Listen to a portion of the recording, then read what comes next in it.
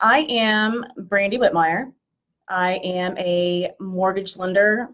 We are a banker, broker, direct lender.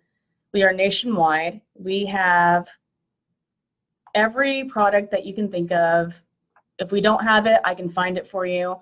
We work with the best real estate agents all over the nation, and I am based in Dallas-Fort Worth. So today, I'm going to talk about how you can use your house value, especially in this market where we are appreciating in value. We're holding steady in value. In some areas of the country, it's appreciating a lot higher than some areas. However, right now we are appreciating in value. We're holding steady.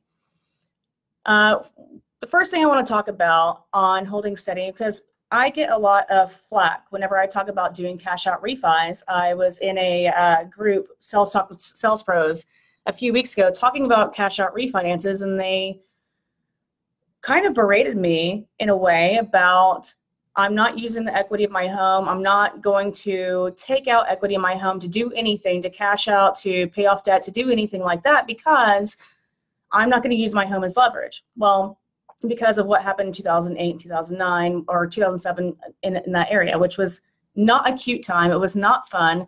I was there. I've been doing this for 18 years. It was not cute. I had to move to LA, sell everything I owned, was a massive debt because of what was happening. But the difference between now and then is that before, we were doing conventional loans at 100% financing. We were financing people that had low credit scores, that were self-employed. We did not check their income. You could basically, if you had a pulse, we could finance you. And yeah, sometimes it was like, well, I'm not sure if this person is going to be able to pay their mortgage, whatever, but if they didn't come to you, they were going next door, and everyone was able to get financing. Well, let me tell you, today and in this market, you are not able to do that anymore. Number one, conventional financing, you cannot do 100% financing on conventional. You can on VA and USDA. You can do 95%, and sometimes now 97% on conventional financing, but you have some skin in the game. You have to put some money down unless you're doing VA or you are doing USDA financing. So it's not the same environment that we were in before.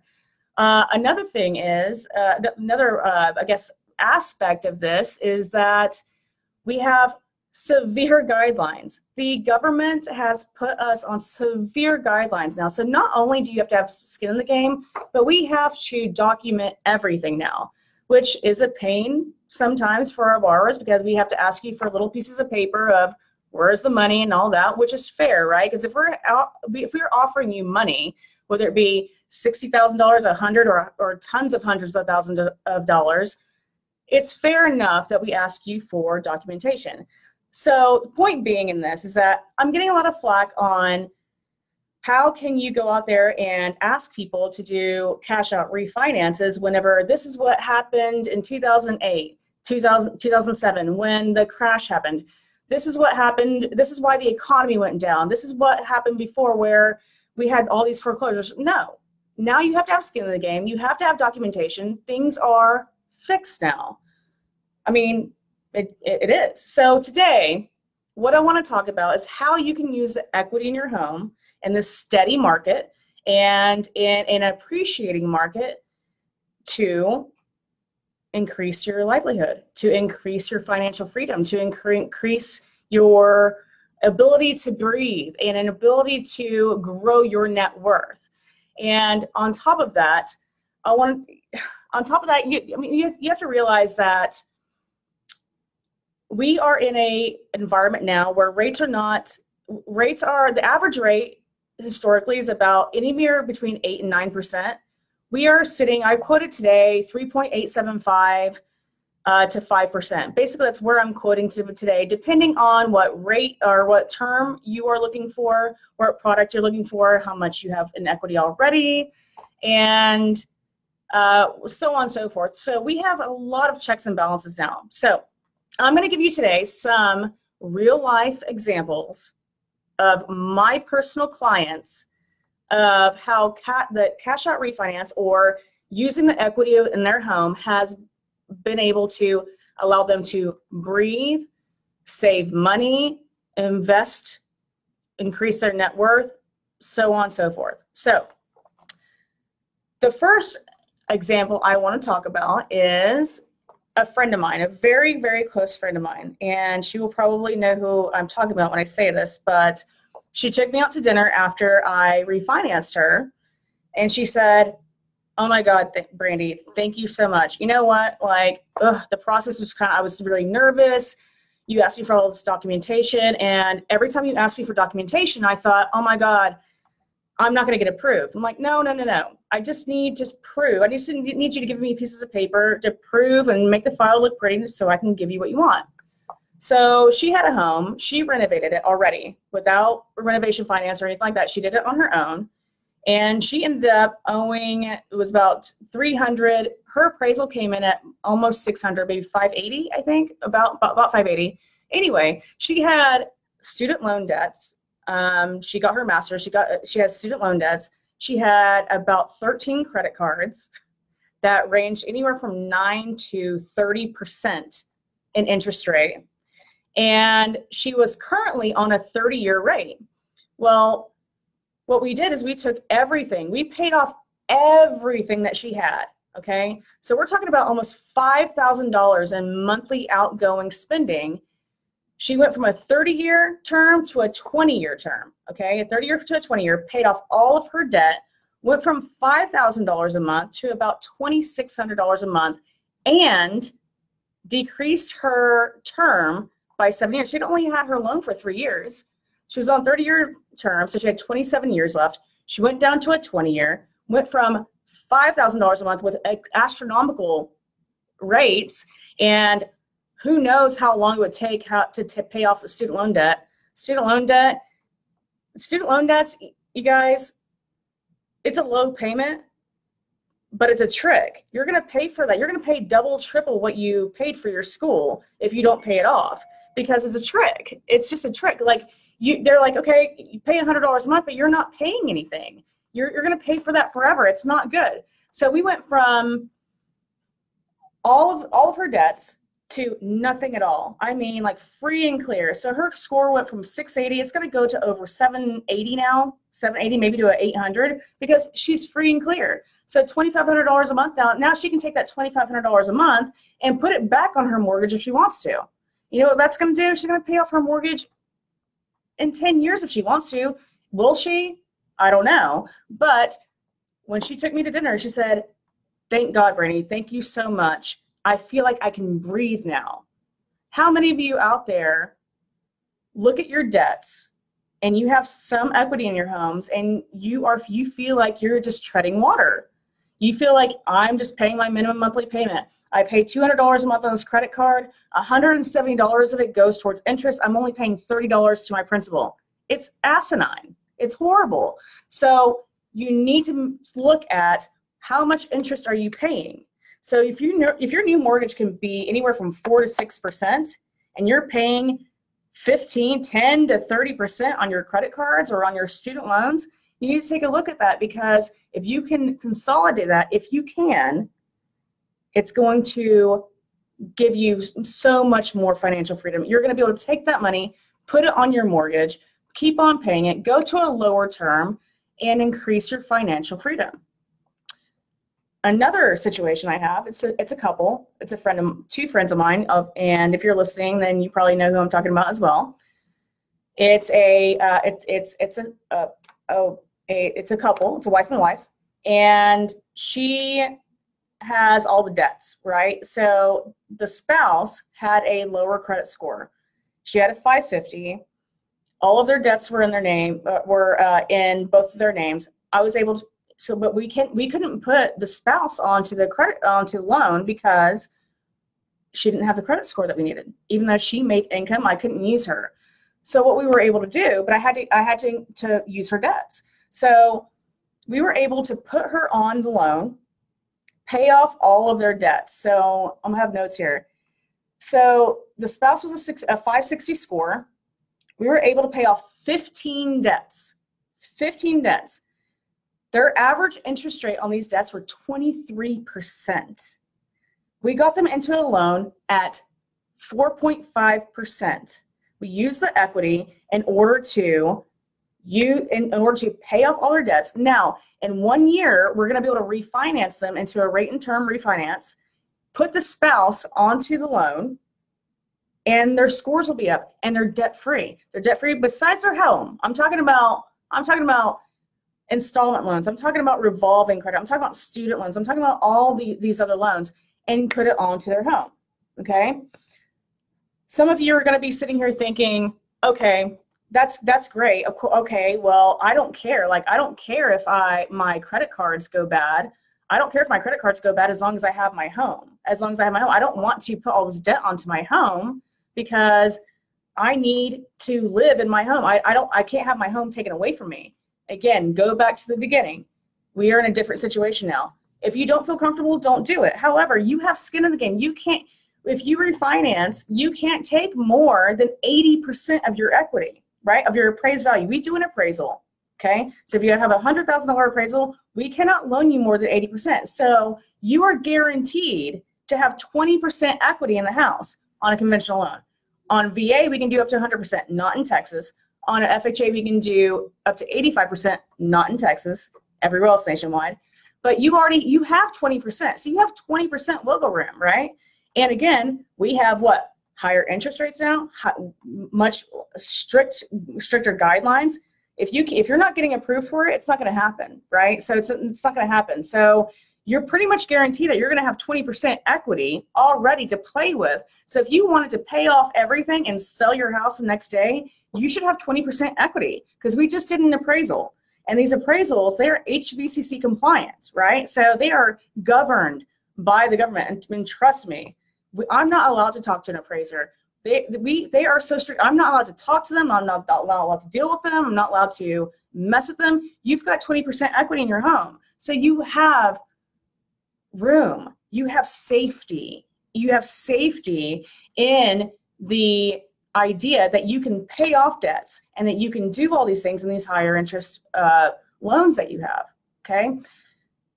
It's not something you want to do all the time, but if you're in this situation, it's magical. A lot of people don't even know that this is a possibility, and it's mind-blowing to me, but I forget about what I know, what other people don't. That's why I'm doing this video, okay? So the third way I want to talk about cash out refinance, which is very interesting to me, I've got two scenarios with children involved, okay? One, we did a loan for a client that called me and said, my son has been wrongfully accused of murder. He's in jail, and I've got to get him out. I need bail money. I don't have any other way. Is there any way I can get a home equity line or whatever? I'm like, okay, I don't do home equity lines, but let me see, like, okay, how much is your home value? How much do you owe? Let me see. Okay, home value is this, whatever. Okay, all right, I can get you $20,000 out. Okay, you have $20,000 in equity, I can get out. He's like, that's perfect. Okay, I was like, and you can defer a payment or two. That's another $4,000. Will this help you? He's like, actually, yes. The bond is $25,000 to get him out. He's been wrongfully accused. By the way, it is true, he was wrongfully accused. But either way, it's just a story. $25,000, he was able to get his son out of jail with a cash out refi. Okay, we'll do anything for our children, right? You know. But another scenario I have with children is that college. I get people calling all the time saying, hey, I've been saving, hey, I didn't do the right thing before. You know, when I had my kids when I was young, I had them when I was young. I meant to save for their college. I really want my son and my daughter to go to college, and it's going to cost us money. I don't want them to be in student loan debt. What can I do? Okay, let me take a look. Hey, you have this X amount that you can cash out that you can go and pay for your child to go to college. So we've done cash out refinances to pay off debt, to get kids out of jail, to get kids in college, and make people breathe, right? The fourth way, I want to talk about five. Fourth way that we've been able to utilize equity in a home to increase value in someone's life is Renovating. Okay. Some of you out there are looking for another house, and since values are steady and since values are going up, you're like, well, I can't, there's not a lot of houses out there that I can get in my price range or whatever. You can take cash out, and you can take cash out in a sense of a renovation loan. So cash out is up to 80%, right? 80% on a conventional loan, 85 for FHA, not in Texas, 100% for VA, not in Texas. Okay. On a renovation loan, you can take up to 100% in some cases, 95 in some other cases. Okay, but it's pretty close to the value. But if you increase the value of your home by renovating, by either taking cash out or doing a renovation loan, you're increasing your value. You can sell that house, take the equity, and buy the other. Or you might renovate your home, fall in love with it again, and want to stay. So that's another way. And I absolutely always support someone renovating their home, keeping their home updated, because that one leak that you have a leak in your toilet and you're letting it go, you have a leak in the ceiling, you're letting it go, that can turn into so many other things. That can turn into rotted wood, it can turn into termites, it can turn into so many things. If you own a home and you see a problem, get it fixed and renovate. Because whenever you're looking to sell, you're going to get the most equity that you can, or the most equity that is available to you whenever you sell, okay? And then the fifth way. I'm going to talk about this as an investor, I'm going to talk about this in two ways. So I had someone, it was like 3 months ago, wanted to start an online business on Amazon. They were able to buy $30,000 worth of product that was worth $100,000. So it's basically like 30%. They're buying items at 30%, and they were able to upload it to Amazon for $100,000, $110,000, $120,000, something like that. Anyway, he was able to take out equity from his home, buy $30,000 worth of product, which he put on Amazon. He just sent me an email last week that he's already made his $30,000 back. He's already made his $30,000 back, and he still has $90,000 in inventory in his Amazon account, which is amazing. I can speak to that. I've done it myself. I'm there too. I actually did the same thing after I heard of it, and now I'm a shoe salesman, so it works. The other way to become an investor with your equity is to take out cash to buy an investment property. Now, I will say that this is the better way to go. If you have equity in your home, supporting that you can, I guess you can support the new payment with it, taking out the equity. Whenever you buy an investment home, you've got to put 20% down. So if you're buying a $100,000 property, you need $20,000 put down on that investment property, okay? So you have an $80,000 loan here, you've got your new loan on your primary, right? So if you're buying an investment property and now you're renting that out, and let's say that payment is $800 a month, and you're charging $1,000, $1,200 a month, which I do this all day, all the time. I do it myself. I've got 12 doors. I've got, it's phenomenal how this compound interest can go. But anyway, you can use the equity in your home in order to buy investment property. You've got to have 20% down and be able to, again, increase your value, increase your income. So those are my 5 ways, okay, to utilize your equity.